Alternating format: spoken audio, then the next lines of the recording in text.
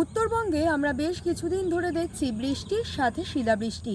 আমরা যদি দক্ষিণবঙ্গের চিত্র দেখতে পাই তবে দেখতে পাবো 2-3 দিন যাবৎ প্রচণ্ড রোদ থাকার পর হঠাৎ করেই চলে এসেছে বৃষ্টি। আর এই সময়ে হঠাৎ বৃষ্টি আসার ফলে যেটা সমস্যার কৃষকরা সম্মুখীন হয়েছেন তা হলো ধানের। ধান কিন্তু এই সময় পেকে উঠে যাওয়ার কথা। আমরা কৃষিবার্তার বিভিন্ন পর্বে আপনাদের দেখিয়েছি বৃষ্টি আসার জন্য কৃষকরা মরিয়া হয়ে কিন্তু তাড়াতাড়ি মেশিনের সাহায্যে হোক বা যেভাবেই হোক তাদের জমির ধান তুলে ঘরে তুলছেন। কিন্তু এই যে দক্ষিণবঙ্গের আজকে যে মাঠটি আমি বর্তমানে দাঁড়িয়ে রয়েছি সেখানে চিত্রটা কিন্তু একটু অন্যরকম। কারণ আমার এপাশে যে পুরো পাকা ধানের জমি আপনারা দেখতে পাচ্ছেন এবং ধানের জমিটা খুব নজর দিয়ে দেখলে আমরা দেখতে পাবো মাঝে মাঝে কিন্তু ফাঁকা হয়ে গিয়েছে। এই ফাঁকাটা কেন হয়ে গিয়েছে? ধানগুলো পড়ে গেছে। অর্থাৎ এখানে কিছুটা ধান দাঁড়িয়ে থাকলেও কৃষক যদি আজকালের মধ্যে ভাবেন যে তুলে ফেলবেন, তারা তুলে ফেললে কিছুটা হয়তো ধান পাবেন, কিন্তু যে পরিমাণে বৃষ্টি হচ্ছে তাতে পুরো জমির ধান নুয়ে গেলে সেক্ষেত্রে কিন্তু সম্ভাবনা কম। এবার আপনাদের যে ছবিটা দেখাবো আমরা দেখালাম এখানে কৃষক কিছুটা হলেও তুলতে পারবে, কিন্তু এই যে জমির চিত্রটা, পুরো জমি কৃষকের যতটা জায়গা ছিল পুরো জমিতে কিন্তু ধান একদম নুয়ে পড়েছে। এবং আমরা জমির ভেতরেও ঢুকে দেখলাম যে কেন এরকম হয়েছে, কারণ পাশের জমিতেই ধান দাঁড়িয়ে রয়েছে কিন্তু এই জমিতে কেন এরকম ধান নুয়ে পড়েছে।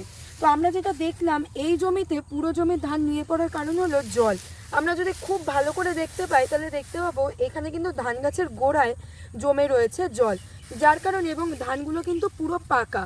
তো এই নুয়ে পড়ার কারণটা হলো যখন ধানের গোড়ায় অত্যাধিক পরিমাণে জল জমে থাকে বা হঠাৎ হাওয়া হয়, বৃষ্টি হয়, সেই সময় প্রচুর পাকা ধান থাকার জন্য গাছগুলি তাদের ওজন আর ধরে রাখতে পারে না। সেই সময় কিন্তু গাছগুলো নুয়ে পড়ে, কারণ ধানের গোড়ায় অত্যাধিক পরিমাণ জল জমে থাকার জন্য গাছের গোড়াটা কিন্তু নরম হয়ে যায়। স্বাভাবিকভাবেই নরম হয়ে যাওয়ার জন্য এই পাকা ধান সহ গাছগুলি কিন্তু একদম নুয়ে পড়ে। এবং এই যে পুরো জমির ধানটা আমরা দেখতে পাচ্ছি নুয়ে পড়েছে, এর ফলে যে সমস্যাটা, কৃষক কিন্তু এখান থেকে ধান ঘরে তোলাটা খুবই কষ্টকর। কারণ এই জমির এতটা পরিমাণ জমির ধান এক জায়গায় করে ঝাড়াই করাটা কষ্টকর, প্লাস প্রত্যেকটা ধান ভিজে গেছে, ভেজা অবস্থায় ধান ঝাড়াই করা যাবে না, এগুলোকে রোদে শুকাতে হবে। কিন্তু এখন যা আবহাওয়ার পরিস্থিতি বা যা অবস্থা তাতে কিন্তু দক্ষিণবঙ্গে প্রায় প্রতিদিনই আজও যেমন আস্তে আস্তে মেঘলা হয়ে আসছে এরকম অবস্থা।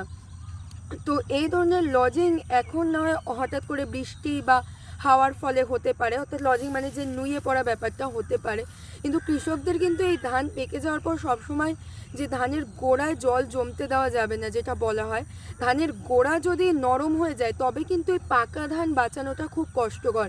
এবং এই যে অতিবৃষ্টি পরিস্থিতি বা অতিবৃষ্টি দক্ষিণবঙ্গে বলবো না, হঠাৎ করে যে বৃষ্টি পরিস্থিতি, এই পরিস্থিতিতে রাস্তা দুধার দিয়ে যেতে গেলে কিন্তু ধানের জমিতে দেখা যাবে এই ধরনের লজিং বা ধান নুয়ে পড়েছে। সেক্ষেত্রে যে কৃষকরা ধান ঘরে তুলতে পেরেছেন তারা হয়তো তুলতে পেরেছেন, কিন্তু যারা পারেননি তাদের জমি কিন্তু দশা ঠিক এরকমই।